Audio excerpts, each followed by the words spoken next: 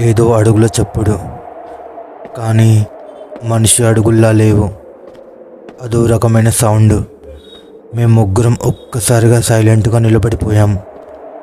ఆ శబ్దం మా వైపే వస్తున్నట్లు అనిపించింది. మాలో ఒక భయంకరమైన భయం మొదలైంది. నేను వెనకనున్న నవీన్ భుజాన్ని గట్టిగా పట్టుకున్నాను. అది దయ్యం కాదురా, గాలికి ఏదో కదులుతుంది అని రాజు తన భయపడుతున్నా కూడా ధైర్యం చెప్పాడు.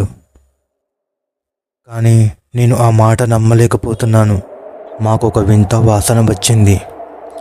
అది మట్టి వాసనలా లేదు, కుళ్ళిపోయిన దేనిదో వాసన. ఆ వాసనతో పాటు దూరం నుండి ఒక ఏడుపు శబ్దం వినిపించింది.